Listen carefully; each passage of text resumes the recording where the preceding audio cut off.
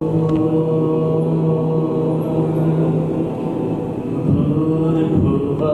स्वः तत्सवितुर्वरेण्यं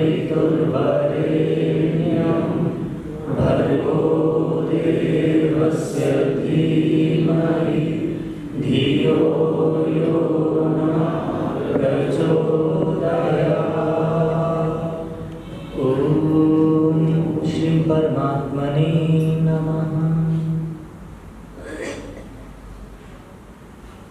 इस आर्य समाज के सम्माननीय प्रधान जी, मंत्री जी, कोषाध्यक्ष जी, सभी अधिकारीगण, पदाधिकारीगण, श्रद्धामयी वंदनीय मातृशक्ति, धर्म प्रेम सज्जनों और बड़ी कुशलता से मंच का संचालन कर रही बहन गीता जी, हमारी ये चौथी सभा है और आज हम थोड़ी सी चर्चा जीवन और मृत्यु के ऊपर करने जा रहे हैं। ये जीवन और मृत्यु दोनों की दोनों चीज ऐसी है जो कभी अकेली नहीं रहती। जब जीवन पैदा होता है तो जीवन के साथ ही मृत्यु भी पैदा होती है, लेकिन हम परिचय केवल जीवन का देते हैं कि जीवन पैदा हुआ है। ये दूसरे पहलू को कभी उठा करके नहीं देखते कि मृत्यु भी साथ में पैदा हुई है। जब एक स्त्री बच्चे को पैदा करती है तो केवल बच्चा ही पैदा नहीं होता, वहां माँ भी पैदा होती है। उससे पहले वो माँ नहीं होती।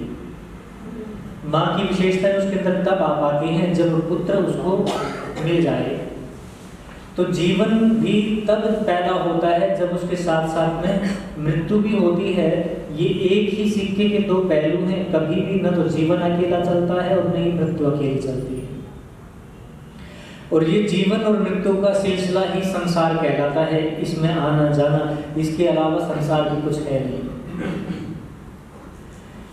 आप लोगों ने गायत्री मंत्र जब हम बोलते हैं या गायत्री मंत्र के साथ में जो और भी मंत्र बोलते हैं उनमें 3 व्याहृतियां लगाते हैं, जोड़ते हैं। भू, भुवः और स्वः। ये 3 जो व्याहृतियां हैं ये हमारे पृथ्वी लोक की व्याहृतियां हैं। जो ये भूलोक है, इस भूलोक के प्राणी इस 3 प्रकार की व्याहृतियों का प्रयोग करते हैं वेद के मंत्रों के साथ में।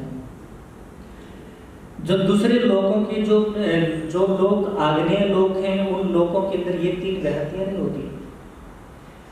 वेद वहां भी होता है, जीवन वहां भी होता है, लेकिन उस वेद के अंदर जो ये व्याहृतियां ये नहीं होती।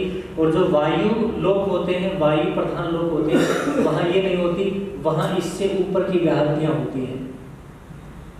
भू, भुवः, स्व, मह, जन, तप, सत्यम, ये 7 व्याहृतियां हैं। क्योंकि ये पृथ्वी अपान प्रधान है। प्राण जो होते हैं, 5 प्राण होते हैं, 5 प्राणों में से अपान जो प्राण होता है उसकी प्रधानता इस पृथ्वी के ऊपर ज्यादा है। मैं यहाँ से बस ये बात इसलिए शुरू कर रहा हूँ ताकि आप लोग इसको थोड़ा सा समझने का प्रयास करो। भू का अर्थ वो होता है जो सत्ता पैदा करता है, स्थिति पैदा करता है। और भू का मतलब वो होता है जो एक स्थिति से जुड़ा रहता है, मतलब अपान प्राण के साथ में जो गहरे से जुड़ा होता है। जो संसार के अंदर व्यक्ति पृथ्वी और पृथ्वी से बने हुए पदार्थों के अंदर बहुत ज्यादा आसक्ति रखते हैं, उनको इकट्ठा करने के अंदर, उनके भोग करने के अंदर, और उन्हीं के अंदर जिनका मन रमण करता है, ऐसे लोग भू लोक के प्राणी होते हैं। ऐसे लोग भू वाले होते हैं, उनको भू बोलते हैं, भूवासी बोलते हैं। इनसे थोड़ा सा और स्थिति ऊपर आती है। भू का मतलब ही होता है जो सत्तावान होता है, जिसकी स्थिति पैदा हो जाती है, जो बने हुए पदार्थों को देखता है, बने हुए पदार्थों का भोग करना जानता है। उसको ऊपर की स्थितियों से कोई मतलब नहीं, उसको बस जीना है, खाना है, पीना है, इस संसार की भोग ऐश्वर्यों के अंदर अपने जीवन को लगाए रखना है। उसको धर्म से कोई खास मतलब नहीं है, ईश्वर उसके लिए है नहीं है, उसको कोई मायने नहीं रखता वो व्यक्ति। ऐसा व्यक्ति भू प्रधान व्यक्ति होता है। दूसरी जो व्याहृति होती है वो भुवः है। जो भुवः का व्यक्ति होता है वो थोड़ा सा भू से ऊपर उठा हुआ होता है। उसके जीवन के अंदर भोग के साथ साथ में उसके साथ उपासना भी चलती है, परोपकार भी चलता है, उसके इकट्ठा करने के साथ साथ में बांटने का भी उसका मन होता है। वो दोनों तरह की क्रियाओं को करता है। वो याज्ञिक भी होता है और वो पदार्थों को इकट्ठा करने का सामान भी इकट्ठा करता है। और ये जो तीसरी प्रकार की स्थिति है, वो होता है ना, वो प्राण स्वरूप होते हैं, जो सत्ता के साथ में अपने प्राणों को भी महत्व देते हैं, प्राणों के अंदर भी विशेषता लेकर के आते हैं। ये जो तीसरी क्वालिटी के जो व्यक्ति होते हैं वो स्व प्राणी होते हैं। वो स्व प्राणी वो होते हैं जो सुख की तरफ उठते हैं, और जो सुख है वो केवल परमात्मा का सुख मानते हैं। वो लोग वो पार्थिव सुख को सुख नहीं मानते। वो लोग अब पृथ्वी के पदार्थों को तो एक तरफ डाल देते हैं और वो केवल परमात्मा के बताए मार्ग के ऊपर वेद की मान्यताओं के अनुसार जीवन जीते हैं, और तब त्याग और परोपकार के अंदर जीवन जी करके निकल जाते हैं। उनके जीवन के अंदर भोग ऐश्वर्य आदि कोई चीज साथ में नहीं जुड़ती। ये तीन तरह के प्राणी इस पृथ्वी के ऊपर मिलते हैं, और ये तीन तरह के प्राणी हैं। इन तीन तरह के प्राणियों के साथ में तीन ही तरह की मृत्यु भी है, तीन तरह के जीवन के साथ में। अब जो पहली प्रकार के प्राणी होते हैं, वो प्राणी इन पदार्थों को ही अपना शरीर मानते हैं और शरीर को इस पृथ्वी से जोड़ करके मानते हैं। इस शरीर की हानि उसकी अपनी हानि है, वो आत्मा को भिन्न नहीं मानते, और इसको दुख होना वो अपना दुख मानते हैं। वो ही गहरा दुख उनके लिए है। इस सृष्टि के अंदर उनकी कोई चीज छीन ली जाती है तो उसको दुख होता है, कोई चीज नष्ट हो जाती है तो उसको दुख होता है। वो दुख को एक एक कण के कम होने से दुख मिलता है, और एक एक कण के कम होने से, अधिक होने से उसको सुख मिलता है। सारा भौतिक जीवन सुख और दुख का संबंध उसका इसी से है। ऐसे लोग जब इस पृथ्वी के ऊपर से अपने शरीर को छोड़ते हैं ना, उस शरीर को छोड़ने की जो स्थिति है उसको मृत्यु कहा जाता है। ये जो मृत्यु शब्द हमारे इसमें संसार के अंदर प्रचलित है ना, ये मृत्यु जो शब्द है, ये मृत्यु शब्द इन भूवासियों के लिए, भू स्थिति के लोगों के लिए मृत्यु है। इससे ऊपर की स्थिति वालों के लिए मृत्यु नहीं है, क्योंकि वो शरीर मरता है, ये हम सब जानते हैं। और शरीर मरने का मतलब उनके जीवन में तो शरीर की स्थिति होती है, इससे बाहर की कोई स्थिति नहीं होती। इसलिए वो लोग मर जाते हैं और वो लोग इसी को मरना समझते हैं, और वो लोग नष्ट हो जाते हैं। इससे ऊपर के जो लोग होते हैं ना, वो इस जीवन को परिवर्तनशील मानते हैं। वो ये देखते हैं कि नहीं, ये तो शरीर बदलाव है, एक ठहराव होता है मृत्यु केवल, उसके बाद में फिर जन्म लेना है हमें। और वो जन्म और ये मृत्यु एक यात्रा है जो हमारे जन्म और जन्मांतरों को लेकर के चलती है। ये जो लोग प्रकृति को भी भोग की वस्तु मानते हैं और उसके साथ में परमात्मा की तरफ भी चलने वाले होते हैं, परोपकार करने वाले भी होते हैं, इनके जीवन के अंदर मृत्यु नहीं है, इनके जीवन की यात्रा कहते हैं ये लोग। क्योंकि उनको ये दिखाई देने लगता है, वो समझ जाते हैं, वो ये जान जाते हैं कि यात्रा है, मृत्यु कभी नहीं होती, कभी घटती नहीं। और तीसरी स्थिति के जो व्यक्ति होते हैं, जिनका जीवन केवल परमात्मा में होता है, वो लोग तो मरते ही नहीं। वो लोग तो वो इंतजार करते हैं कि कब ये शरीर से, बंधन से उनको छुटकारा मिले, और वो इन ताजी हवाओं के अंदर, इस आकाश के अंदर, इन लोक लोकांतरों के अंदर विचरण करने लगे। जैसे आकाश के अंदर पक्षी उड़ते हैं या जैसे लोक लोकांतर घूमते रहते हैं, वो ऐसे स्वच्छंद रूप में अपने सूक्ष्म शरीर के साथ में घूमना चाहते हैं। वो आनंद है उनके लिए, वो मृत्यु नहीं है वहां। तो अब मैं जिस चीज को थोड़ा सा प्रारंभ करने जा रहा हूं, वो पहले भूलोक के प्राणियों की स्थिति क्या होती है, उनका जीवन के अंदर घटता क्या है। इस जीवन के अंदर है ना, मृत्यु से हर प्राणी डरता है। महाभारत के अंदर युधिष्ठिर एक कहानी सुनाते हैं, और उस कहानी में कहते हैं कि संसार के सारे जो प्राणी है ना, वो मृत्यु रूपी कढ़ाई के अंदर पड़े हुए हैं। और उस कढ़ाई के अंदर है ना, ये दिन रात और ये सब चीजें मिल करके लकड़ियों की आग जल रही है, और उस आग जलती जलती में समय रूपी जो कड़छी है वो उसको रांध रही है, और वो जलते जलते वो चिल्ला रहे हैं कि हमें बचाओ, हमें बचाओ, लेकिन उनको काल खा ही जाता है ऐसे लोगों को। फिर एक जगह और एक कहानी देते हैं महाभारत के अंदर, एक व्यक्ति है जो मृत्यु से भाग रहा है, और मृत्यु से भागते भागते वो एक पेड़ के ऊपर चढ़ जाता है, और पेड़ के ऊपर चढ़ता है तो ऊपर देखता है पेड़ के ऊपर तो सांप है, और सांप से डर करके वो नीचे लटक जाता है, और नीचे लटक करके देखता है मैं नीचे कूद ही जाऊं, लेकिन नीचे तो कुआं है। अब वो कुएं में लटके या उस सांप से डसा जाए, कुएं में गिर करके मरे या सांप से काट करके मारा जाए, लेकिन दूसरी तरफ वो देख रहे हैं उसको पेड़ को, जिस पेड़ पर लटका हुआ है उसको चूहे काट रहे हैं, दिन और रात रूपी चूहे काट रहे हैं। तो उस व्यक्ति की स्थिति को ये बताने की कोशिश की जा रही है कि व्यक्ति चारों तरफ से प्रति समय हर पल मृत्यु से घिरा रहता है। उसका जो जीवन होता है उसको जीवन तो दिखता ही नहीं, लेकिन मृत्यु से चारों तरफ उस मृत्यु ने ढक रखा है इस संसार को, इस व्यक्ति। और कोई भी व्यक्ति जितनी भी गति करता है, हम सारे के सारे प्रयास वो करते हैं कि हम मृत्यु से कैसे बचें, और मृत्यु से बचने के उपाय करते करते हम दौड़ते हैं और दौड़ते हैं तो वहां जा पहुंचते हैं जहां पहले से ही मृत्यु निश्चित होती है, वहां पहले ही मृत्यु खड़ी होती है। मुझे याद है कि सम्राट रात को सोए हुए थे, सोते सोते रात को जब सुबह होने लगी तो सुबह स्वप्न उसको आया, और सुबह स्वप्न के अंदर उसको लगा कि कोई उसके कंधे को बार बार पीट रहा है, छेड़ रहा है उसको, और कहता है कि राजा उठो उठो सम्राट। राजा स्वप्न के अंदर उसको देखते हैं और देखते हैं तो पूछते हैं कि तू कौन है, तू कौन है? इससे पहले तो तू मेरे राज्य के अंदर दिखाई नहीं दी, और तेरी आकृति और तेरी सूरत तो बड़ी अजीब है, काली है। तो वो परछाई की तरह थी, वो परछाई ही थी, और वो परछाई उसको उठा रही थी, और परछाई कहती है कि महाराज इससे पहले मैं आपके राज्य में इस रूप में नहीं आई, और मैं आती भी नहीं, लेकिन आप एक धर्मात्मा व्यक्ति हैं, आप धर्मात्मा राजा हैं, मैं आपको कुछ बताने आई, कुछ सूचना देने आई हूँ। राजा कहने लगा कि तुम तो बड़ी डरावनी हो, तुम्हारा तो न शरीर ठीक से दिखाई देता है, न तुम्हारी ये आंखें भी बिल्कुल अग्नि की तरह जल रही हैं, तुम हो कौन? वो कहने लगी कि महाराज मैं मृत्यु हूँ, आपकी मृत्यु।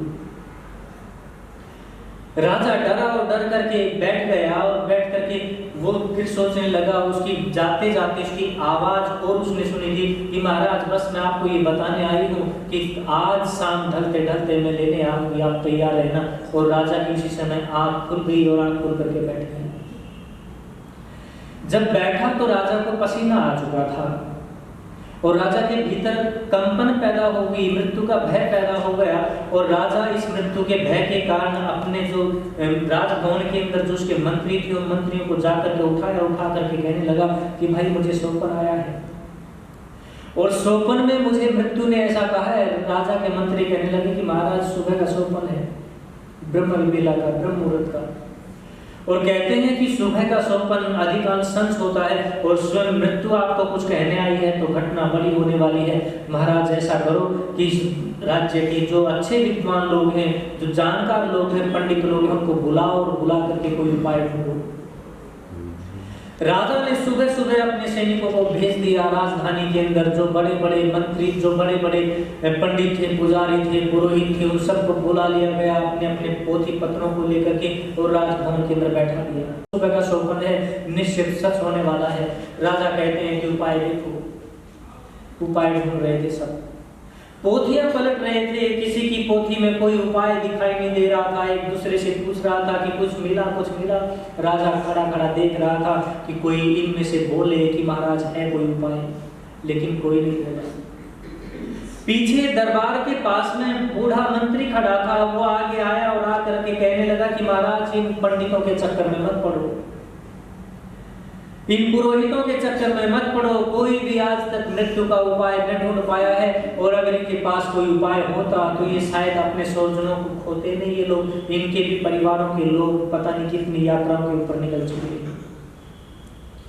राजा को बात समझ आई और वो कहने लगा तो मैं क्या करूं, तुम बताओ, तुम सुझाव दो मुझे। और बूढ़ा मंत्री कहने लगा कि महाराज आपके राज्य के अंदर मृत्यु ने आकर के कहा है, आप ऐसा करो, शाम ढलने से पहले अपने राज्य की सीमा को छोड़ दो। राजा कहने लगा इतनी विस्तृत सीमा है, इतनी बड़ी सीमा है, सुबह शाम ढलते ढलते कैसे छोड़ सकूंगा। मंत्री कहने लगा महाराज देखो उपाय है ये। अपना मजबूत घोड़ा लो और निकल पड़ो। राजा ने सोचा बात ये सही है, और वो अस्तबल में गया, घोड़शाला में गया, जो सबसे मजबूत घोड़ा था उसको खोला और खोल करके बैठ करके वो निकल पड़ा। उसने किसी को धन्यवाद नहीं दिया। और न तो पत्नी को ये कह के गया कि मैं लौट पाऊंगा और तुम मेरा इंतजार करना, न वो पंडित जो उपाय ढूंढ रहे थे उनको कहा कि भाई तुम अपने पोती पत्रों को रहने दो, तुम्हारा धन्यवाद इतनी मेहनत के लिए। कोई धन्यवाद न कर पाया, क्योंकि जब मृत्यु किसी के पीछे करती है तो कोई किसी को धन्यवाद नहीं दे पाता। राजा बैठ करके निकल पड़ा और भागता चला गया। न रास्ते में घोड़े को कभी पानी दिया, न घास दी, और न स्वयं ही उसको प्यास लगी, क्योंकि मृत्यु जब किसी के पीछे होती है तो व्यक्ति को होश नहीं आता किसी दूसरी चीज का। वो बड़ी तेजी से भागता जा रहा था, ऊपर से दिन निकल चुका था, निकल करके फिर ऊपर उठा, दोपहर हो गई और ढलने लगा, लेकिन राजा नहीं रुका। लेकिन शाम ढलते ढलते राजा ने अपने देश की सीमा को, अपने राज्य की सीमा को लांघ दिया।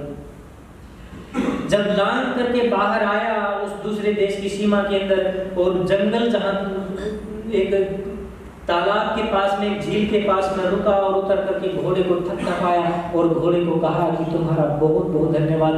नहीं, मेरे मन में तो ये बात थी कि कोई घोड़ा इतने कम समय में मेरी सीमा नहीं लांघ सकता, और तुम बड़े बलवान घोड़े हो, तुम्हारा बहुत बहुत धन्यवाद। और घोड़े को पानी पिला करके फिर बांधने लगा और फिर घोड़े को धन्यवाद करने लगा। जैसे ही वो घोड़े को धन्यवाद कर रहा था, थपथपा रहा था, पीछे से फिर किसी ने हाथ रखा और राजा डर गया। डर के मारे पीछे मुड़ करके देखने लगा और देखा तो वही काली परछाई राजा के सामने पीछे खड़ी थी। राजा घबरा गया और घबरा करके उसने कहा कि तू यहाँ? परछाई कहने लगी कि महाराज तुम ही नहीं, मैं भी तुम्हारे घोड़े का धन्यवाद करती हूँ। तुम्हारा घोड़ा निश्चित रूप से बलवान है, क्योंकि बड़ी दूर तो तुम्हें ये लेकर के आया। महाराज भूल मेरी थी, और यहाँ बैठी बैठी मैं बड़ी बेचैन थी, और मैं बेचैन इसलिए थी, मैंने आपको शाम ढलते ढलते समय तो बता दिया, लेकिन मैं स्थान बताना भूल गई। लेकिन तुम्हारे घोड़े का बहुत बहुत धन्यवाद, ये ठीक समय के ऊपर और ठीक स्थान के ऊपर तुम्हें ले आया। महाराज अब चलने का समय है। राजा चले गए। ये ऐसी ही जिंदगी जो कि त्यों हमारे जीवन के साथ में भी घटती है। हम सब लोग हैं जो बैठे हुए हैं उस घोड़े के ऊपर, उस घोड़े के ऊपर बैठे हुए हैं। बस फर्क फासला इतना सा ही है, किसी का घोड़ा कमजोर है, किसी का तंदुरुस्त है, किसी का और ज्यादा अच्छा है। कोई 2 साल बाद वहां उस जगह पहुंचा देगा, कोई 10 साल बाद, कोई 20 साल बाद, कोई 25 और 50 साल बाद। लेकिन हम सब घोड़े के ऊपर बैठे हैं और घोड़ा दौड़ रहा है। वो आवाज आ रही है, टक टक टक टक टक टक। ये जो सांसों की गति है, ये सांस जो है, ये सांस ही घोड़ा है। इनके ऊपर बैठा बैठा आदमी दौड़ता है जाता है, लेकिन आदमी जिस मौत के भय से और घोड़ों के ऊपर बैठ करके अपने जीवन को बचाना चाहता है, वो बचाने के चक्कर में वो वही मिलता है जहां उसको जाना होता है। इसलिए हमारे महापुरुषों ने ये कहा कि तुम किसी दिशा में दौड़ लो, तुम्हारे चारों तरफ एक मर्यादा है, एक बंधन है। वो बंधन मृत्यु का बंधन है। जो व्यक्ति अगर वो भूख के साथ जुड़ा रहता है, जो केवल प्राकृतिक संपदा के साथ में जुड़ा रहता है, वो व्यक्ति इसी मृत्यु को मृत्यु समझ करके इस जीवन की यात्रा को खत्म कर देता है। उसके जीवन के अंदर मरना यही मरना होता है। लेकिन जो हमारे महापुरुष होते हैं, जो हमारे वेद आदि के अंदर जो ये बातें होती हैं जीवन और मृत्यु की, ये जीवन और मृत्यु है क्या चीज? मैं छोटी सी घटनाएं अपनी भी कहूंगा और जो मैंने देखी है उन घटनाओं को भी कहना चाहूंगा। अपने इसको यथार्थ रूप में थोड़ा सा बताने की कोशिश करूंगा। ये तो कहानी थी।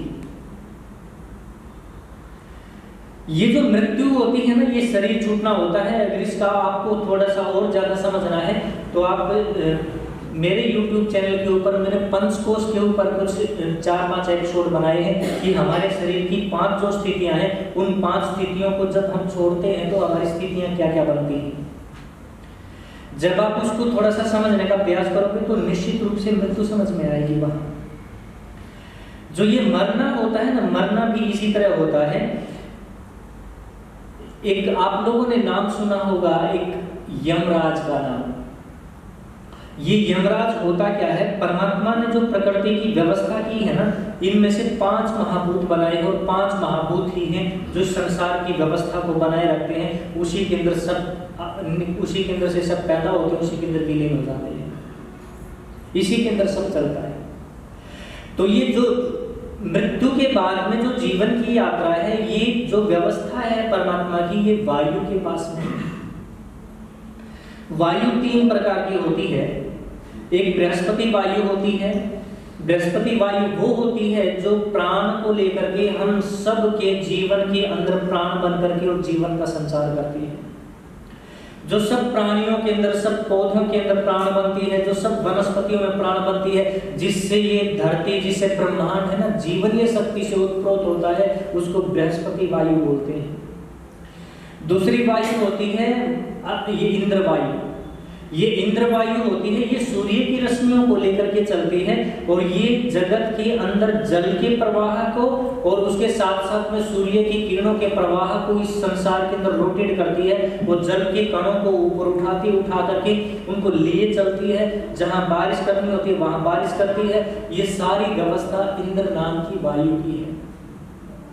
आपको क्या लगता है ये वायु कितनी बलवान होती होगी, जो एक सागर के सागर को ऊपर उठा लेती है इस धरती से, जमीन से, और उसको लिए फिरती है, इधर से उधर घूमती रहती है, जब तक एक भी बूंद उस बादल के भीतर है तब तक उस बादल को लिए घूमती है और बरसाती रहती है। एक कण भी, छोटा सा पृथ्वी का कण आप ऊपर उठा करके जहाज से या ऊपर की चोटी पहाड़ों से या ऊपर जहां तक ग्रेविटी है वहां से एक बूंद को आप छोड़ करके देखो, कोई बूंद ऊपर उठने वाली नहीं होती। एक मिट्टी का कण इस ऊपर आकाश के अंदर, अंतरिक्ष के अंदर नहीं, वो सीधा जमीन के ऊपर आएगा। लेकिन क्या कारण है कि इतना बड़ा सागर, इतने गैलन पानी ऊपर तैर रहा है हमारे सिरों के ऊपर, हमारी छतों के ऊपर, हमारे आकाश के ऊपर? कौन है वो तैराने वाला? इंद्र वायु, वो लिए घूमती है। तीसरी जो वायु होती है, उस वायु का नाम यम वायु है। ये यम वायु भी 3 प्रकार की होती है। ये यम वायु करती क्या है, जैसे ही व्यक्ति का शरीर छूटता है, शरीर छूटने के बाद में 10 से 12 दिन का अंतराल ऐसा होता है, शरीर छूटने के बाद में वो जो सूक्ष्म शरीर होता है वो उसके घर के आसपास में रहता है, उसको अपने शरीर से मोह होता है, उसको अपने परिवार से मोह होता है। वो कभी किसी को देखता है, कभी किसी को पुकारता है, वो अपने शरीर के साथ में रहता है। जब शरीर भी जला दिया जाता है तो अपने परिवार के साथ में रहता है, वो उनको इधर उधर छोड़ता नहीं। वो बोलने की कोशिश करता है, वो उनको कहने की कुछ कोशिश करता है, लेकिन उसकी सारी कोशिशें व्यर्थ हैं क्योंकि शरीर उसके पास में नहीं है। अब कुछ दिन बीतते हैं, कुछ दिन 10-11 दिन बीतते हैं, उसको फिर मोह टूटने लगता है कि कोई जब बात ही नहीं करता, कोई इधर उधर नहीं करता, तो उसके बाद में वो घर से बाहर निकल जाता है। जब घर से बाहर निकलता है तो एक स्थिति के अंदर जाता है, जब 11वां, 12वां और 13वां दिन होते हैं, उन 3 दिनों के अंतराल के अंदर वो यम वायु की एक जो शाखा होती है, वो यम वायु उस जीवात्मा को अपने अंदर विलीन कर लेती है, विलीन कर लेती है, उसके चारों तरफ से उसको घेर लेती है, और जो उसकी परिवार की स्मृतियां हैं वो परिवार की स्मृति सब खत्म कर देती है। अब क्योंकि जो वायु है वो प्राण के साथ में जुड़ी है और प्राण पूरी प्रकृति के अंदर जुड़ा है, और पूरी प्रकृति का संबंध प्रत्येक मनुष्य के कर्मों के साथ में, मनों के साथ में, बुद्धियों के साथ में जुड़ा रहता है। इसलिए उस वायु को ये पता होता है कि व्यक्ति के गुण, कर्म और स्वभाव के अनुसार इसको कौन सी योनि, कौन सा जन्म, कहाँ जन्म, कौन से माता पिता मिलने चाहिए, वो वायु उसको वहां उठा करके ले जाती है और उस स्थिति में छोड़ देती है जहां अब उसको किसी दूसरी माँ के गर्भ में जाना है। जब मैं इन चीज़ों को पढ़ रहा था, समझ रहा था, तब मुझे कई बातें सामने आई, और एक बात यह आई कि एक बच्चा उस समय पैदा हुआ था और उसको पूर्व जन्मों की पूरी स्मृतियाँ याद थी। राजस्थान के अंदर ऐसे बहुत बच्चे पैदा होते हैं, 3 साल से 7 साल के बीच के अंदर बच्चों को बहुत ज़्यादा स्मृतियाँ होती है, उसको पूरी जो की तो थी। तो मुझे लगा कि मेरे लिए अवसर है, और मैं गया उनके पास में जाकर के मैंने पूछा। 3 साल का बच्चा 3.5 साल का था। तो वो जब छोटा बच्चा था, जब बोलने लगा तो वो अपने माता पिता से बार बार ये कहता था, तुम हो कौन, तुम मुझे यहाँ क्यों उठा करके लाए हुए हो। वो माता पिता कहते हैं कि भाई तू हमारा बालक है, तो हमारा बच्चा है, तू बेटा है हमारा। नहीं, मैं तुम्हारा बेटा नहीं हूँ, मैं तो उस फलाने फलाने गांव का हूँ, मेरे माता पिता का नाम ये है और मेरे परिवार का नाम ये है। तो उस समय से ही वो बच्चा जब बोलना शुरू कर देता है, माता पिता बड़ी अजीब चीजें मानते हैं, झाड़ फूक करवाते हैं, पता नहीं क्या क्या करवाते हैं, लेकिन बच्चा फिर भी वही बातें करता है। और एक दिन ऐसा होता है, उस बच्चे को लेकर के उस गाँव में चले जाते हैं जहाँ वो है, और वहां जाते हैं, जाकर के अपने सारे परिवार वालों को वो बताता है, सब मेल मिलाप करता है, वो बातें जो उसके पुराने जीवन की थी, उस सब परिवार के लोग कहते हैं कि हमारा ही है।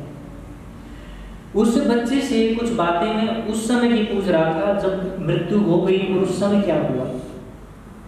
वो कहता है कि हम काम करके ट्रैक्टर के अंदर आ रहे थे, ट्राली के अंदर पीछे बैठे हुए थे, कुछ खड़े थे, कुछ बैठे थे।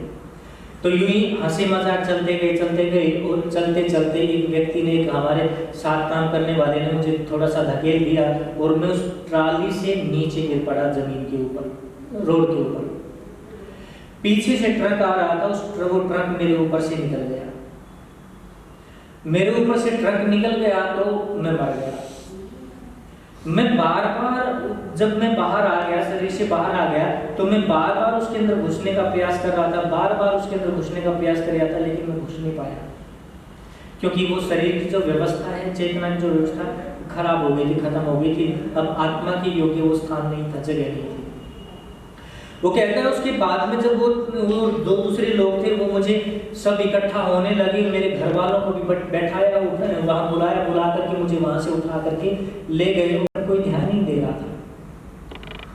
वो फिर कहता है कि मुझे फिर घर ले गए, घर के अंदर सब रो रहे थे, बहनें रो रही थी, जो परिवार रिश्तेदारियों के लोग रो रहे थे। मैं बार बार बहन को कंधे के ऊपर हाथ रख करके बोल रहा था कि देख मैं हूँ, मैं यहाँ हूँ, तुम वहां क्यों रो रहे हो।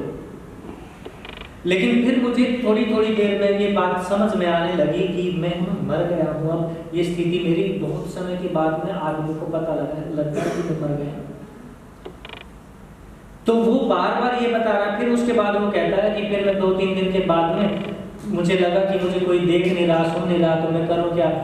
इसके घर के बाहर आंगन के अंदर नीम का पेड़ है, उस पेड़ के ऊपर मैं बैठा रहता था, पैर लटकाए, लोगों को आता जाता देखता रहता था। उन्होंने मेरे शरीर को फूंक दिया था, जला दिया था। अब मुझे यहाँ मन नहीं लगता था, फिर मैं निकल करके बाहर चला गया। जब मैं बाहर गया, गांव से बाहर गया, तो मुझे मेरे दोस्त मिले। वो कहता है कि मैं जब गांव से बाहर गया, गांव से बाहर मुझे मेरे दोस्त मिले जो मेरे जैसे थे। अब मैं उनके साथ में रहने लगा, उन्हीं के साथ में बातें करता था, उन्हीं के साथ में खेलता था। हम घूमने जाते थे जगह जगह, गांव से बाहर रेहड़ियाँ लगाते थे, फलों की जो लोग लगाते थे, वो जो सब्जियां, वो जो फल आदि जो सड़े गले थे वो छोड़ देते थे, तो हम खाते थे, खाते थे। हम बस ऐसे ही इधर उधर रहते थे, रहते। फिर एक दिन ऐसा हुआ कि मैं अकेला था उस दिन, और एक बयार, उसने बयार शब्द का प्रयोग किया, वही वायु। एक बयार आई, एक बयार का झोंका आया, उसने मुझे चारों तरफ से लपेट लिया, और लपेट करके उसके बाद में मुझे कोई होश नहीं, मुझे पता ही नहीं मेरे साथ हुआ क्या। लेकिन मैं जस्ट उसके बाद में घर के सामने था, दरवाजा खुला था, और मैं घर के अंदर चला गया। और घर के अंदर में जब गया, उसके बाद में मुझे नहीं पता कुछ समय तक क्या हुआ, लेकिन जब मुझे पता लगा तो मैं माँ के गर्भ में था। मैं माँ के गर्भ में था, और मैं बहुत सारी चीजें, माँ की हरकतों को देख रहा था, मैं सब चीजें कह रहा था, मैं बोलने का भी प्रयास कर रहा था भीतर से, लेकिन शरीर ऐसा था जो मेरे अनुसार नहीं चलता था उस समय। और वो कहता है कि एक दिन तो मैं मर ही गया होता, जब माँ ऊपर से एक स्लेब के ऊपर एक बर्तन रखा हुआ था, वो किसी डिब्बे के ऊपर रखा हुआ था। जब उसको उतार रही थी तो वो डिब्बा गिर गया, उसमें लोहे की कील थी। वो कील माँ के पेट के ऊपर आ गिरी, और जब आकर के गिरी, वो तो मैं भीतर बहुत तड़फ रहा था, और माँ को कह रहा था कि माँ मुझे बचाओ, मुझे बचाओ, लेकिन मुझे सुनने वाला कोई नहीं था। वो बच्चा ये सारी घटनाएं उस समय की बता रहा था, और यही घटनाएं थी जो मैं भी वेद आदि के मंत्रों के माध्यम से, दूसरे मंत्र उसके माध्यम से, और जो मेरा अपना व्यक्तिगत जो जीवन और मृत्यु का अनुभव था, ज्यों का त्यों मैं भी वैसा का वैसा महसूस कर रहा था। और तब मैं ये जान रहा था कि यही की स्थिति यही की बनती है।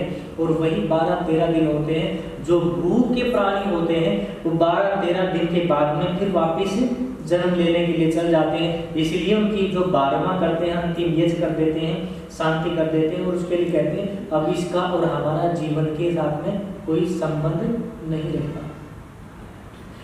अब जो भुआ के जो प्राणी होते हैं, उन प्राणियों की स्थिति थोड़ी सी अलग होती है। वो जो अपने शरीर को छोड़ते हैं, शरीर को छोड़ने के बाद में वो ऐसे नहीं घूमते।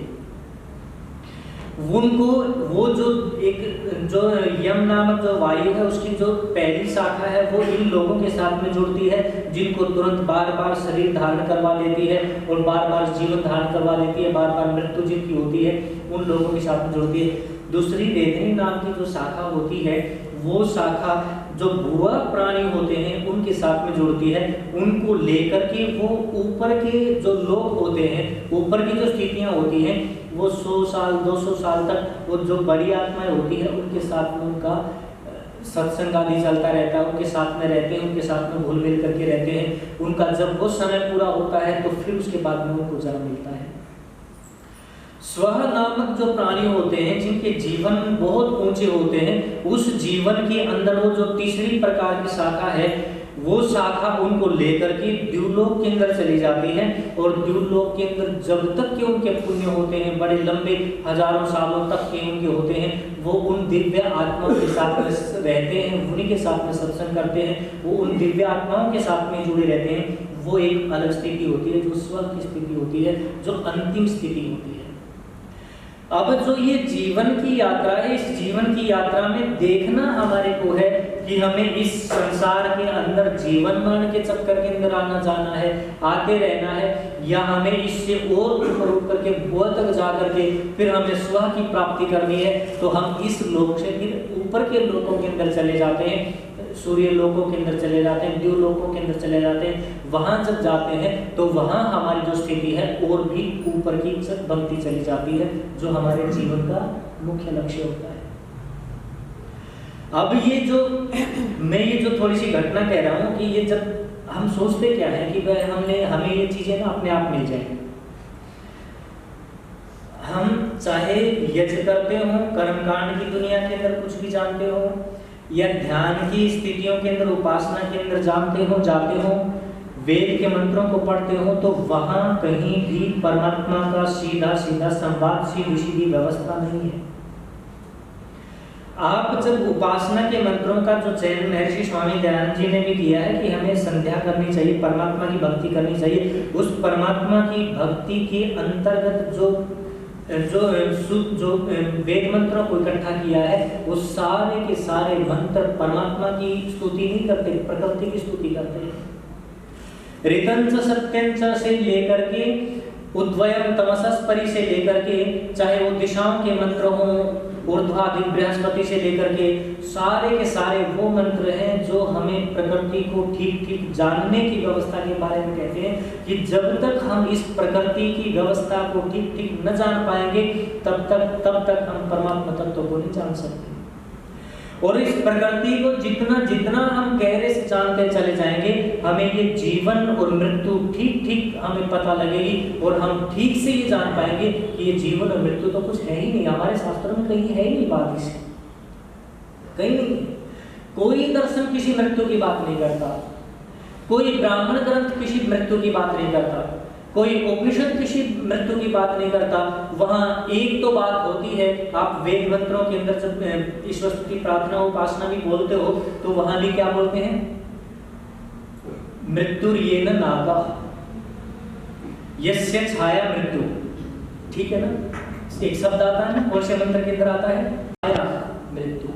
वहां भी ये कहते हैं कि हम क्यों उपासना करें, हम इसलिए उपासना करें क्योंकि जो जो परमात्मा की भक्ति करने वाले व्यक्ति होते हैं उनका जीवन जो होता है वो आनंद के साथ में सतत बहने वाला होता है, और जो परमात्मा नामक ऊर्जा के साथ में नहीं रहते, परमात्मा की छाया में नहीं रहते, जो परमात्मा की नियमावली को नहीं जानते, उन लोगों की मृत्यु होती है। वो लोग मृत्यु बोध से अर्थात मृत्यु रूपी दुख से जुड़े रहते हैं। इसका मतलब तो ये है कि मरता तो जानने वाला भी, शरीर तो जानने वाले का भी छूटता है और शरीर न जानने वाले का भी छूटता है। इसका मतलब ये है कि जो हमारा अज्ञान है वही मृत्यु है, और जो बोध है, हमारा जो ज्ञान है, वो ज्ञान मृत्यु से पार उतारने की कला है। वहाँ मृत्यु नाम की कोई स्थिति नहीं दिखती, वहाँ एक प्रवाह दिखता है जीवन से जीवन का, जीवन से जीवन का, और हमें वो यात्रा करनी होती है। वहाँ तक यात्रा करनी होती है जहाँ तक हमें परमात्मा न दिख जाए, वहाँ तक यात्रा। तो ये जो मृत्यु है ना, मृत्यु केवल उन व्यक्तियों की होती है। मृत्यु का मतलब सीधा सीधा है पार्थिव शरीर से, और इस पार्थिव शरीर का मतलब है पृथ्वी के साथ में जुड़ा होने से। जो अपान प्राण के साथ में गहरे से लोग जुड़े होते हैं, उन लोगों की मृत्यु होती है। जो इससे भीतर चले जा करके आत्म तत्व को जानने का प्रयास करते हैं, और जो सूक्ष्म शरीर को जानने का प्रयास करते हैं, उनके लिए फिर मृत्यु हट जाती है, वो मृत्यु को छोड़ देते हैं। अब मृत्यु जिसके बारे में कहा है शास्त्र और उपनिषदों में, जहां जहां कहीं कहीं मृत्यु के बारे में वर्णन किया है, वहां मृत्यु है आत्मा के विरुद्ध जीवन जीने से, या आत्मा के विरुद्ध आचरण करने का नाम मृत्यु कहा गया। शरीर के छूटने का नाम मृत्यु नहीं है। जब हम आत्मा के विपरीत कोई कर्म करने लगते हैं तो वहां हम मरते हैं। वहां मरते क्यों हैं? क्योंकि हमारी आत्मा की हानि होती है, हमारे बुद्धि की हानि होती है, इसलिए उसको मृत्यु कहा है। इस शरीर को तो कहीं जांचा नहीं गया, इसको तो एक उपकरण कहा है, एक साधन कहा है कि ये एक अनुसंधान की वस्तु है जिसके अंदर बैठना है और बैठ करके उसको जानना है। इसका जीना और मरना तो इसका कुछ है ही नहीं, न तो ये जीता है और न ये मरता है। ये तो उस आत्मा और उस चेतना के साथ जुड़ा होता है। उसकी स्थिति में ये जीवन पाता, उसकी न स्थिति में ये मृत्यु इसकी दिखाई देती है। तो ये जीवन और मृत्यु, ये दोनों की दोनों चीजें एक दूसरे के साथ होने की लगी हुई है। हाँ बोलो। आजकल जैसे 13 दिन के बाद होता है, लोग करते हैं 12वें दिन के बाद में। हाँ 12वें दिन के। आजकल कुछ जगह पे 4 दिन की बात करते हैं, वो गलत है, वो गलत है। उससे आत्मा को कष्ट, आत्मा को तो कोई कष्ट नहीं होता, उसको शरीर को कोई कष्ट नहीं होता, लेकिन उसकी जो एक वैदिक प्रक्रिया है ना, कि वो उसका जो सूक्ष्म शरीर है, एक होता क्या है, बैठ जाइएगा। हम जिस जीवन के साथ में, जिस व्यक्ति के साथ में जुड़े थे, उसका हमारे हृदय के साथ में, हमारे वंश का, परंपरा का, खून के साथ संबंध था। बहुत सारे संबंध होते थे, राग द्वेष के बहुत सारे संबंध होते थे, आत्मीयता के संबंध होते हैं। तो व्यक्ति करता क्या है कि उसका उनके प्रति मोह होता है, उसका उनके प्रति मोह होता है। किसी किसी का छूट जाता है, किसी का नहीं छूटता, लेकिन उस 12 दिन और 13 दिन की प्रक्रिया के अंदर वो एक बात कहना चाह रहे हैं, वह एक संकेत करना चाह रहे हैं। अब ये जो 12वां दिन है, इसके बाद में स्वयं जो परमात्मा की व्यवस्था है, यम नामक वायु की जो व्यवस्था है, वो व्यवस्था इसको अपने अधिकार में ले लेगी, और अधिकार में लेकर के इसको ऐसे माता पिता के पास में भेज देगी जहां इसको जाना है। तो वहां तक हमारा उसके साथ में थोड़ा बहुत भले सूक्ष्म शरीर के साथ में संबंध रहता हो, क्योंकि चेतना का चेतना के साथ में संबंध रहता है, शरीर का शरीर के साथ में भले छूट गया हो, लेकिन भावना का भावना के साथ में रहता है संबंध। तो वहां वो ये कहना चाहते हैं, अब तुम्हारा धन्यवाद, अब तुम अपनी यात्रा आगे की शुरू करो। तुम्हारा और मेरा, हमारा संबंध यहीं तक का था, वो भावनात्मक जगत का भी संबंध वहीं तक होता है। उसके बाद में हम उसको धन्यवाद कर देते हैं और आगे के लिए, उसकी यात्रा के लिए, उसके लिए मंगल की कामना करते हैं। अब तुम जाओ, परमात्मा करे तुम्हारा जीवन उन्नत हो, तुम्हारी यात्रा मंगलमय हो, अब तुम्हें अच्छा कोई परिवार, अच्छा कोई घर, अच्छा कोई घर मिले, वो उसके लिए प्रार्थना होती है। और उससे पहले जो लोग कर रहे हैं उसका कोई मतलब नहीं रह जाता, वो गलत कर रहे हैं। जी वीरमान जी बोल रहे हैं। अच्छा अब और कुछ? अब जो कुछ अन्य धर्म है उनमें एक तो फर्क है कि हम लोग अग्नि को समर्पित कर देते हैं, वो लोग पृथ्वी को समर्पित करते हैं। दूसरा वो लोगों का मानना है कि आत्मा जो है वो शरीर के साथ रहेगी जब तक कोई क़यामत का दिन आएगा, या नहीं ऐसा कुछ नहीं है। वो क़यामत का दिन तो मुझे नहीं पता कभी आया होगा या आएगा, ये चीज़ें तो कहने की, और क़यामत तो हर दिन ही आती है, हर दिन ही आती है। क़यामत का कौन सा दिन नहीं होता? उन लोगों से पूछो जो सो तो गए लेकिन सुबह का सूरज नहीं देख पाए। तो क़यामत किसको बोलते हैं वो मुझे नहीं पता। अगर वो ये बोलते हैं कि आत्मा भी नष्ट हो जाती है तो वो क़यामत है, तो ऐसी कोई स्थिति बनती ही नहीं आत्मा की, क्योंकि वो स्वाभाविक चीज़ है, वो कभी मरती नहीं, वो कभी वो आती नहीं उनकी क़यामत। हाँ, ये जो शरीर को डिस्ट्रॉय करने के, शरीर को है ना अपनी स्थिति में पहुंचाने के ये 3-4 उपाय हैं। इनमें से एक अग्नि देना है, एक मिट्टी देना है, एक जल के अंदर बहा देना है, एक जंगल आदि के अंदर छोड़ देना, प्राणी खा दें उसको, ये सब चीज़ें इस तरह कर लें। तो उनमें से महर्षि स्वामीदानंद जी ये कहते हैं कि जो जंगल के अंदर छोड़ देना है ना, वो सबसे निकृष्ट माना गया है, क्योंकि वो जब सड़ता है, सड़ करके उसकी बदबू पूरे वातावरण के अंदर दूर दूर तक जाती है, और दूर दूर तक जाती है तो उससे पूरी प्रकृति भी और आसपास का परिवेश भी दुर्गंधित युक्त हो जाता है, और उसका शरीर भी फिर धीरे धीरे करके गलने लगता है। दूसरे प्राणी खाते हैं या जो खाते हैं वो क्रिया धीरे धीरे हो पाती है, इसलिए वो ज़्यादा प्रकृति की हानि उससे होती है। उससे कम हानि तब होती है जब उसके अंदर पानी के अंदर बहा देते हैं, क्योंकि पानी के अंदर बहाने से भी वो पानी का उतना जल जो उसको लेकर के बह रहा है उसके शरीर के साथ में घुल मिल करके जो उसकी आणविक संरचना है शरीर की वो नष्ट होने लगती है, तो बदबू होने लगती है पानी के अंदर।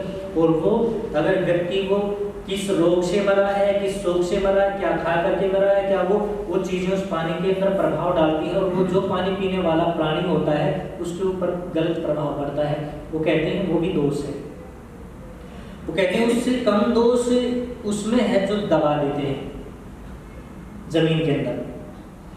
दबाने से वो शरीर है ना इतने समय, वो लंबा समय लगता है। जो परमाणु जहां जहां से आए थे हमें वापस लौटा देने चाहिए थे। वो जब माँ के गर्भ में होते हैं ना, जब आंख बनती है तो ये परमाणु आकाश मतलब सूर्य की किरणों से हमें लिए होते हैं, मिले होते हैं। जो मन बना होता है वो चंद्रमा की किरणों से बना होता है। जो हमारी ये त्वचा बनी होती है, ये त्वचा वायु के कणों से बनी होती है। हमारी हर स्थिति, कान की झिल्लियाँ, कान की जो इंद्रिय बनी है वो आकाश तत्व से बनी हुई है।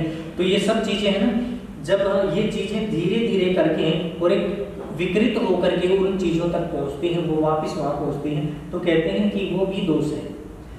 वो कहते हैं इन सब से बहुत ज़्यादा उत्तम स्थिति है कि उस शव को का दाह कर दिया जाए भस्म की तरफ। भस्मांतम शरीरम, वेद का मंत्र भी यही कहता है कि शरीर की जो अंतिम क्रिया है वो भस्म हो जाना ही होती है, और वही इसके लिए सुखकर होती है, क्योंकि उसके बाद में कुछ ऐसी चीज़ें नहीं बचती।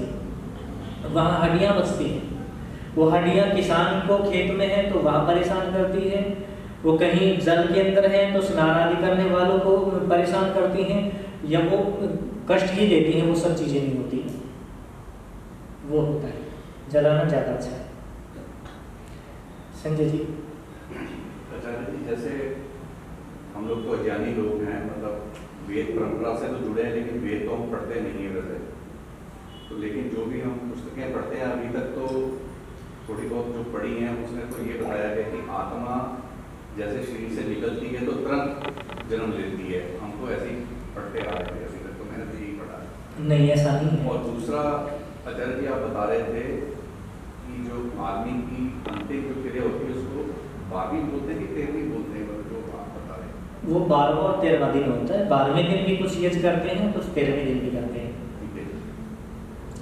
अब जो ये बात कह रहे हैं ना, हमारी जो शास्त्र ग्रंथ थे ना वो अब नहीं है।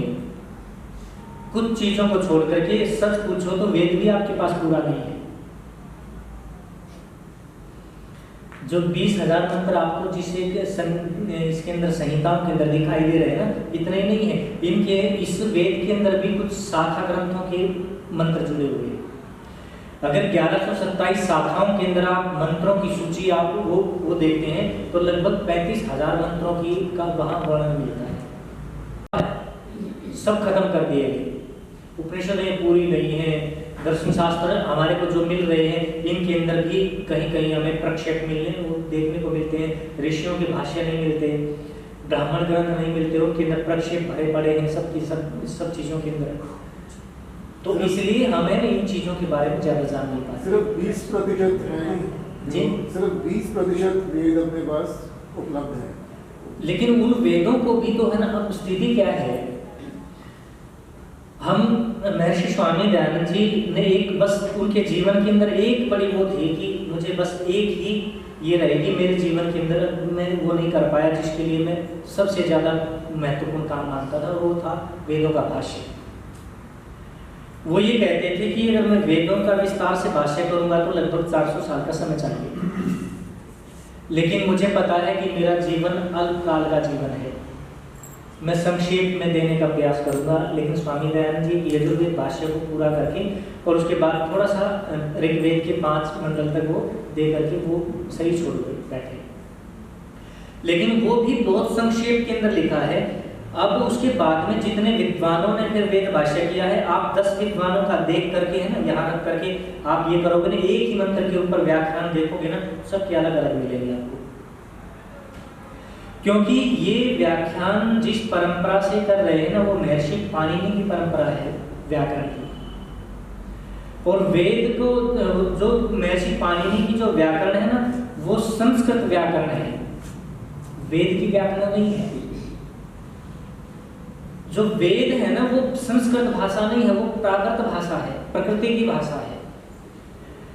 और क्योंकि महर्षि पाणिनि महाभारत के समय के अंदर हुए, महाभारत के काल के थोड़े से समय के बाद में, उस समय के बाद में हुए जब हमारे सांस्कृतिक ग्रंथों को भी पढ़ना पढ़ाना थोड़ा सा कठिन होने लगा था, तो उन्होंने इस व्याकरण की रचना की थी। महर्षि स्वामी दयानंद जी जिस वेद भाष्य को करते हैं, जिस परंपरा से करते हैं, वो महर्षि पाणिनि की व्याकरण के अनुसार नहीं है पढ़ना, महर्षि ब्रह्मा की व्याकरण के अनुसार है।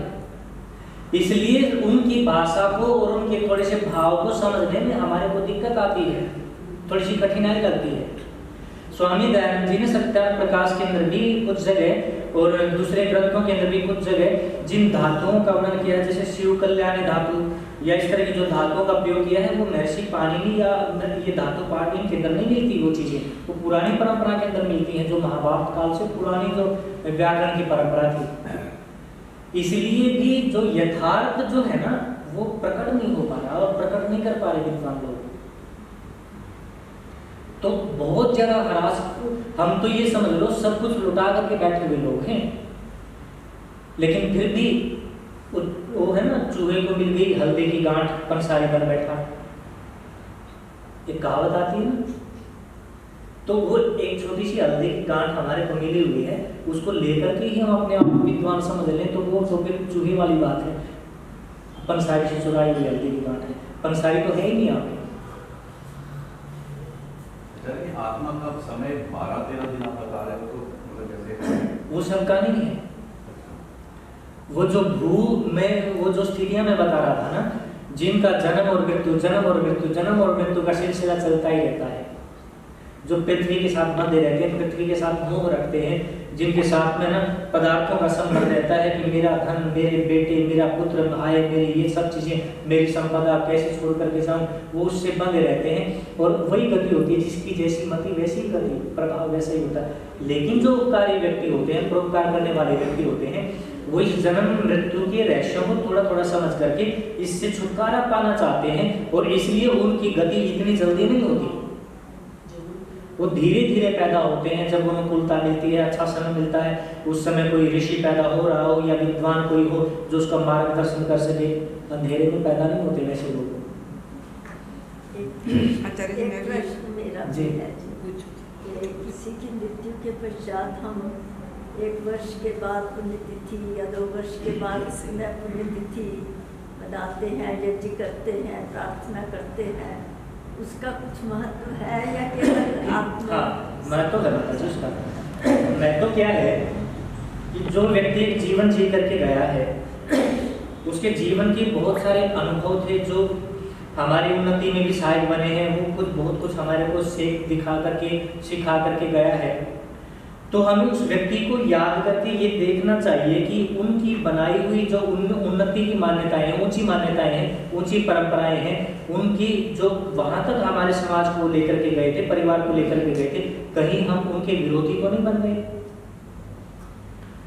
तो उस व्यक्ति को उसकी जो अच्छी चीजें हैं, उस व्यक्ति की उन अच्छी चीजों को किसी न किसी चीज से जोड़ करके सदा ही याद करते रहना चाहिए। नहीं तो राम हमारे तक नहीं आ पाते, कृष्ण नहीं आ पाते, ऋषि नहीं आ पाते यहाँ तक। लेकिन कोई व्यक्ति ये कहे कि नहीं, मैं उसके लिए उसकी कामना के लिए कोई यज्ञ कर रहा हूँ और ये यज्ञ का उपकार उसको लगे नहीं, क्योंकि 1-2 साल के बाद में तो वो किसी माँ की गोद में होंगे या कहीं खेल रहे होंगे या कहीं होंगे। वो अब किसी माँ की गोद के अंदर वो बैठ करके उस माँ के साथ में प्रेम कर रहे हैं, माँ का दूध पी रहे हैं, माँ उसको लोरियाँ दे रही है, माँ उसके साथ में गीत गा रही है, और उस माँ को पता लगे कि पीछे 1 साल पहले या 6 महीने पहले इसके घर के अंदर है जो पीछे था वहाँ इसके लिए श्राद्ध कर रहे हैं। कैसा लगता है उसकी माँ को? जिस माँ की गोद के अंदर 6 महीने का बच्चा है और उस माँ को ये आकर के बताए कि तू कहाँ इस बच्चे की बात कर रही है, इसके पीछे के परिवार के लोग तो श्राद्ध मना रहे, इसका जाओ वहाँ पिंडदान कर रहे हैं इसका, उस माँ को कैसा लगेगा? अच्छा लगेगा या बुरा लगेगा? तो उस व्यक्ति के लिए करने योग्य और कर्म नहीं रहते। ये जो पिंडदान की परंपरा है ना, ये लगभग 2500 साल पहले जब हमारी संस्कृति तो बिल्कुल नीचे चली गई और उस समय फिर एक तांत्रिकों का एक साम्राज्य यहाँ फैला, बौद्धों का साम्राज्य फैला, बौद्धों की भी कई शाखाएं फैली। उस समय कुछ कापालिक तांत्रिक लोग ये इकट्ठा हुए, वहां उस समय उन लोगों को कुछ चाहिए था। देखो विद्या वो भी है, साधना वो भी है, लेकिन वो तामसिक साधना है। जो तामसिक साधना प्रकृति की प्रत्येक जो परमाणु होता है, सत्व रज और तम, जो व्यक्ति जिस तत्व से जुड़ेगा उस तत्व का प्रभाव, उस तत्व के गुण उस व्यक्ति के भीतर आते हैं। जब हम तामसिक साधना के अंदर जाते हैं तो हम प्रकृति के कतई विपरीत जाते हैं, हम ऊंची स्थिति के कतई विपरीत जाते हैं। जितने लोग ऊपर की तरफ है ना, भू भुव स्वः मह जनः तप सत्यम, उतने ही लोग मनुष्यता के नीचे भी हैं। तल अतल सुतल वितल तलातल रसातल, आप पढ़ो अपने शास्त्रों को, दर्शन शास्त्रों को पढ़ करके देखो। अब जो व्यक्ति जितनी गहरी तामसिक साधना के अंदर जाता जाएगा, तामसिक साधना के मतलब जो अव्यवहारिक कर्मों को करता जाएगा, वो व्यक्ति उतने ही तलों से नीचे नीचे नीचे नीचे जाता चला जाएगा, और अंतिम तल जिसको रसातल बोलते हैं। अब उसके बाद में और क्या हो सकता है, जिसको है ना असुरीय योनि कहा है उपनिषदों के अंदर। असुरिया नाम ते लोका अंधेन तमसागता तांस्ते प्रेत्यापि गच्छन्ति ये केच आत्मा अनुजना। जो आत्मा के विपरीत होकर के जो कर्म में बरतते हैं, तो ऐसे लोग उन नीच योनियों को, नीच योनि कौन सी हैं, जो तल से नीचे नीचे जाती हैं, वो तामसिक प्रवृत्ति के लोग होते हैं। साधना वहाँ भी होती है, सिद्धियाँ वहाँ भी होती हैं, उसी अलग प्रकार की होती है। उनको जो उनके जैसे तामसिक लोग मिलते हैं, जो मरने के बाद में इधर उधर घूम रहे हैं, तो वो लोग उनसे संबंध बनाने लगते हैं और उनको फिर अलग अलग तरीके से प्रयोग करते हैं। तामसिक लोगों ने उस समय, जो तांत्रिक लोग थे, उन्होंने ये प्रथाएं चलाई थी कि भाई तुम ऐसी क्रियाएं करो कि वो जो पुण्य, जो आप लोगों के घर के अंदर आत्माएं हैं, वो आत्माएं जो अच्छे परिवार के अंदर जाने वाली, आप उनको ऐसी भावनाएं दो कि वो नजदीक में जल्दी से जल्दी समय में जन्म न ले। जो बहुत पुण्य आत्मा होती है उसको भी बहुत जल्दी जन्म नहीं मिलता और वो जन्म लेना भी नहीं चाहती, और जो बहुत पापी आत्मा होती है उसको भी जन्म नहीं मिलता। उसको उसी प्रेत योनि के अंदर कह लो या उसी सूक्ष्म शरीर के अंदर इधर उधर भटकना पड़ता है, वो बड़ा भयंकर है। उसको एक नरक योनि कहा है। वो नरक योनि उसी रूप में उसको भटकते रहना पड़ता है, इधर उधर मारे करते रहना पड़ता, शरीर नहीं मिल पाता। तो क्या पूछ रहे थे आप? वो 12 बात है, वो स्थिति उनके लिए होती है जो पृथ्वी के साथ में बार बार जन्म लेना मरना होता है। जो ऊंची आत्माएं होती है उनके लिए नहीं होती। आचार्य जी, स्वामी दयानंद जी ने तो यही कहा है ना, अंत्येष्टि के पश्चात आप जो राख वगैरह है उसको दबा दे, नहीं, उसके बाद में ये दबा दे, फिर कुछ नहीं करना। अंत्येष्टि के बाद में स्वामी दयानंद जी ने भी ये जो 12वीं जो अंतिम श्लोक है ना, शांति यज्ञ का है, शांति यज्ञ के बाद में उस आत्मा के साथ में हमारा कोई संबंध नहीं रहता। तो ये तो फिर चौथे दिन के बाद ही हो गया। नहीं, वो गलत है, वो गलत है। स्वामी दयानंद जी क्या क्या बोलते, क्या क्या लिखते, आप देखो ना। सत्यार्थ प्रकाश में स्वामी जी ने मतलब जो एक आपने देखा हो ना, एक पागल की स्थिति उसके भीतर होता तो बहुत कुछ है, बहुत कुछ कहना चाहता है, लेकिन समय इतना सा होता है, वो इतने में हड़बड़ा करके बहुत सी बातें बोल देता है। स्वामी दयानंद जी ने सत्यार्थ प्रकाश के अंदर 3000 ग्रंथों के मूल चीजों को लेकर के, विषयों को लेकर के बात कही थी, और ये कह दी कि भाई आपको अगर इसके बारे में और ठीक ठीक जाना है तो सत्यानंद प्रकाश को ठीक से जानना है तो इन सारे ग्रंथों को पढ़ लो, और जब इन सब ग्रंथों को पढ़ लोगे तो मेरे आशय को, मेरे कथन को, मेरी बात को समझ पाओगे। नहीं तो मैं स्वयं भी उन बातों को, इतना मेरे पास में समय नहीं है और इतना मैं कह भी नहीं सकता, कहाँ कह पाई। सब कुछ तो था कहने का, उनके पास में समय नहीं था, सब अधूरा रह गया। लेकिन फिर भी बहुत कुछ हमारे जीवन को ऊपर उठाने के लिए बहुत कुछ कह गए। संस्कार विधि के रूप में, 5 यज्ञों के रूप में, गोकर्ण निधि के रूप में, सत्यार्थ प्रकाश का एक संदर्भ दे करके चले गए। फिर भी तुम भटको तो उन विषयों को देख लेना जो मैंने उठाए हैं, और विषयों से संबंधित उस ग्रंथ को पढ़ लेना, वो ग्रंथ तुम्हारा कल्याण कर देगा। तो वो बातें कहना चाहिए स्वामी जी ने। तो ठीक है, यही रखें। ठीक, धन्यवाद आप सभी का। वैसे कठिन ही बहुत था, बहुत जटिल विषय था, बहुत सारी जिज्ञासाएं शायद शांत हुई हैं, बहुत सारा ज्ञान के जो आवरण है शायद छटे भी हैं। मैं सोचती हूँ शायद हमारे देश, हम उस परंपरा से हैं, हमारे योद्धाओं के, जैसा कि स्वामी जी ने भी कहा कि जीवन और मृत्यु एक प्रवाह है। हमारे बहुत सारे योद्धा ऐसे रहे हैं जिन्होंने मृत्यु का चयन किया। मैं आप सबको ले जाना चाहती हूँ महाभारत काल में। महाभारत के युद्ध का मैदान सजा हुआ है, गंगापुत्र भीष्म शरशैया पर लेटे हैं और देखिए मृत्यु हाथ बांधे खड़ी है पास में। कब ये योद्धा कहे और कब मैं इसका वर्णन करूं।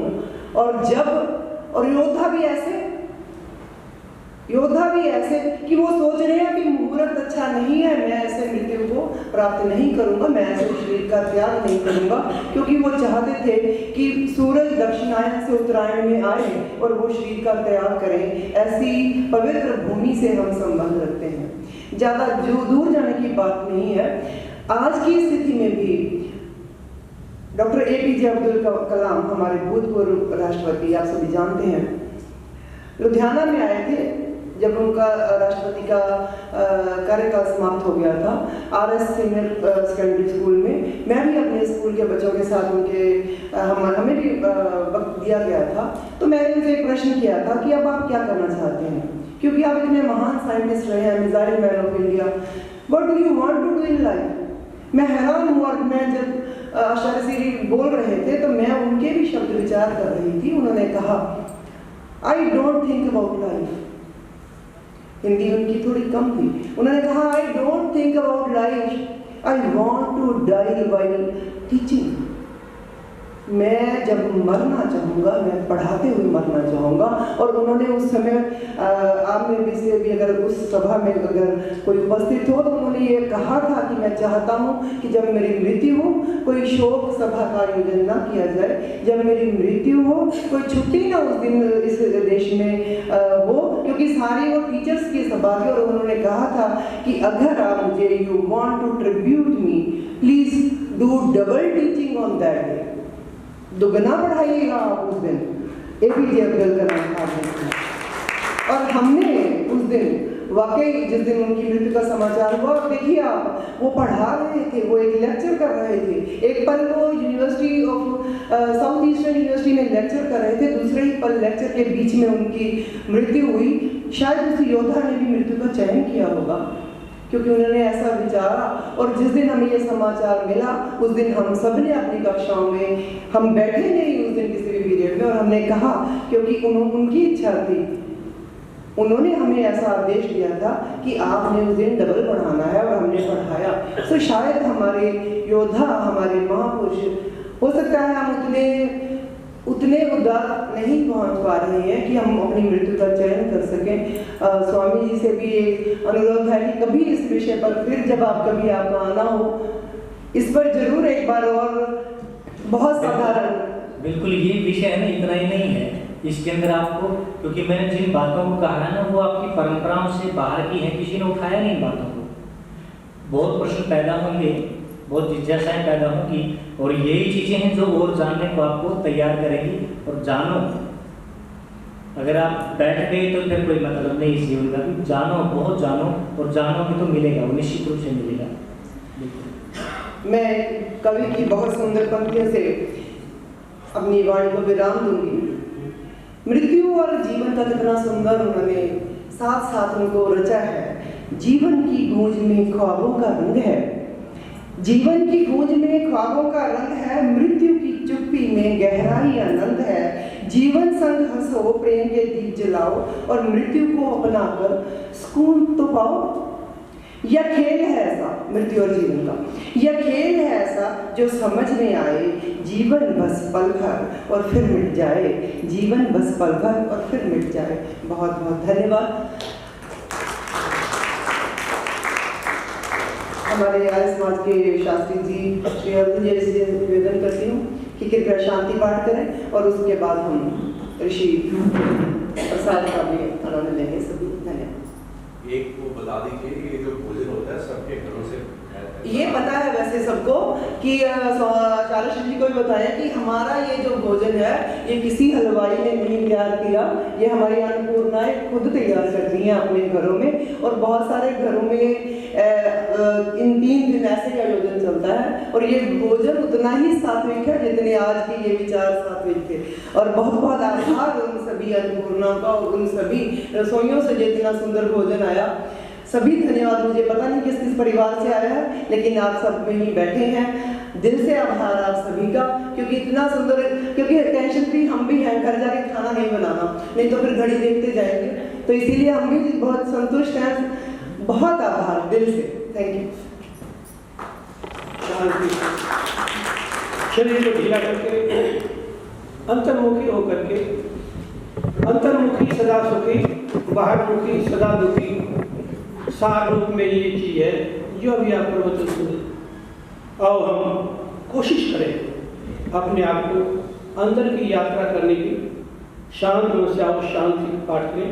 ओम यो शांति अंतरिक्षम शांति पृथ्वी शांति आपा शांति ओषधया शांति वनस्पतयः शांति विश्वे देवा शांति ब्रह्मा शांति सर्वं शांति शांति एव शांति सामा शांति एति।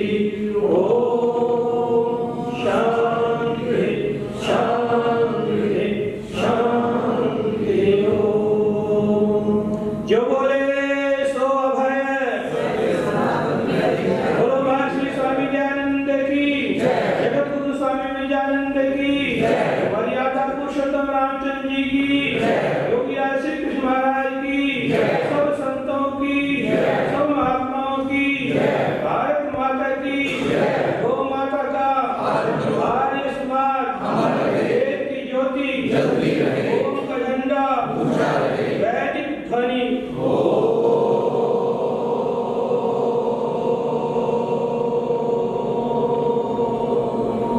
ओम हमारा देव है, आर्य हमारा नाम, वेद हमारा धर्म है, सत्य हमारा काम।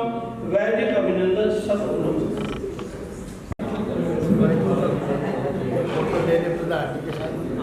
कल तो आना